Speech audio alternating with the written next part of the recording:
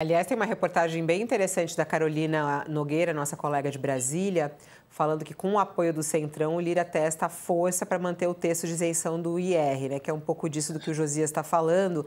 Ela traz em detalhes aqui no texto e até falando sobre essa história de pessoas que querem que aumente, né? Chegando a R$ 7.000, para quem ganha até R$ 7.000 de isenção. E, mais uma vez, Lira com sua força com o Centrão. O que vai dar isso, hein, Raquel? Como é que você vê, inclusive, essa questão dos impactos econômicos também dessa isenção do IR? Olha, Fabíola, quando a gente conversa no Ministério da Fazenda, eles dizem que das emendas que estão ali, nenhuma delas ainda tem um impacto fiscal muito significativo. A Fazenda não aceitou nenhuma ainda, as exceções, né? Porque o que os deputados estão propondo são exceções. Vamos tirar o setor, alguns agricultores, vamos tirar esse ou esse setor. Então, o que eles dizem é que as 10 exceções que estão propostas, nenhuma tem muito impacto fiscal ainda e que a Fazenda não aceitou nenhuma exceção. O Lira, que é muito experiente, como o Josias estava explicando, ontem já fez um alerta. Falou, olha, vai doer e se vocês ficarem colocando exceção demais, vai ter um problema. Porque a gente já viu este filme. Felipe Pereira, nosso repórter de Congresso, ontem no nosso programa Poder e Mercado ontem à noite, ele lembrava muito bem. Na reforma tributária sobre o consumo, o que aconteceu? Lá no final, na calada da noite, no final ali, quando os deputados já estavam aprovando praticamente a reforma, foi surgindo exceção para tudo que era lado. Ah, tal produto não precisa pagar imposto, a carne não precisa pagar imposto, fulaninho não precisa pagar imposto, o setor tal não precisa, não, tal setor importantíssimo no Brasil. No final ficou aquele monte de exceção. E o imposto médio que o brasileiro vai pagar sobre o consumo vai ficar bem mais alto do que se imaginava. Então, o Lira vai botar esse projeto debaixo do braço, porque é importante para ele é o relator, e vai querer demonstrar força e vai tentar manter isso aí o mais rígido possível. Agora, é bom o ministro Fernando Haddad se empenhar, o próprio presidente Lula se empenhar e não querer dizer simplesmente, olha, nós aprovamos aqui os 5.000 de isenção para os pobres e quem aprovou um monte de exceção para bilionário foi o Congresso, porque senão vai sobrar uma conta danada para o ministro Fernando Haddad e esta conta, se for aprovada a exceção para tudo quanto os muitos bilionários aí desse país, essa exceção vai ser paga por todos nós, contribuintes brasileiros. A gente já viu este filme. Essa questão, né, em relação ao governo federal, Josias, e como fechar essa conta, que foi um assunto que você trouxe aqui. Quais são os caminhos, né? Por exemplo, se o governo realmente quer esse aumento de isenção desse tamanho, que impacto isso pode ter na economia brasileira até o ano que vem, vamos supor, né? E como que o governo vai fechar essa conta? Como é que o governo vai fazer isso na prática, para que o impacto não seja negativo em algum lugar? Bom, primeiro tem que ter a compensação, né, Fabíola? Pela lei de responsabilidade fiscal, você não pode abrir mão de receita sem dizer como é que você vai fazer para compensar, né? E a medida é absolutamente justa, né? Hoje estão isentos do pagamento de imposto de renda os brasileiros que ganham até R$ 3.000, R$ 3.036. Elevar isto para R$ 5.000 é uma medida justa, vai beneficiar 10 milhões de brasileiros e a compensação proposta pelo governo não me parece uma compensação desarrazoada, porque você está sugerindo que para beneficiar 10 milhões, você imponha uma taxa que não é nenhuma exorbitância, 10% para quem ganha mais de R$ 600 mil. Estamos falando de gente que ganha R$ 50 mil por mês, né? Essas pessoas vão pagar uma taxa e não será 10%, porque essa taxa de 10% ela será progressiva, vai incidindo, quanto mais ganha a pessoa, mais ela pagará, e só pagarão os 10%, o teto da nova taxa, aqueles que ganham R$ 1.200.000 por ano, ou seja, quem ganha R$ 100 mil por mês. Então, para beneficiar 10 milhões de pessoas, você está impondo uma taxa de 10% a quem ganha acima ou igual a R$100 mil por mês. Não me parece uma conta muito difícil de fechar. Ocorre que no Congresso, Fabiola, o problema não é a representação que está no Congresso, o problema é quem não está representado lá.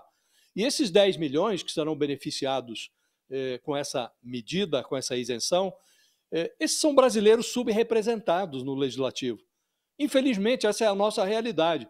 E não se chega a uma condição de desigualdade como a que prevalece no Brasil, por acaso. Né? Nós assistimos ainda outro dia. Estamos vendo agora, o Congresso está discutindo lá o fundo eleitoral, o fundão que vai financiar as próximas eleições. Aí os deputados não têm nenhuma parcimônia, já estão jogando o fundão novamente para um patamar de 5 bilhões de reais para financiar uma eleição que, nos tempos virtuais que vivemos, poderia muito bem ser financiada com muito menos. O governo está sugerindo 1 bilhão de reais para financiar a eleição. Suponha-se que poderia aumentar isso, 1,5 bilhão, 2 bilhões, mas os parlamentares falam assim de 5 bilhões de reais com a maior facilidade. Né? E eles agem assim quando é para beneficiá-los. Agora, quando é para beneficiar o brasileiro, para favorecer o interesse público, aí ninguém quer botar a mão no bolso, Fabiola. Então, eles tratam o dinheiro público como se fosse dinheiro grátis, quando estão em questão as despesas que lhes interessam. E evitam colocar a mão no bolso quando está em jogo o benefício para 10 milhões de brasileiros, a isenção do pagamento de imposto de renda para 10 milhões de brasileiros. Mas, como disse Fabíola, acabou o esconde-esconde, agora vai para o plenário. Não é? Então vamos saber como vão votar os deputados. Logo deve haver a proposta no essencial, ela vai ser aprovada.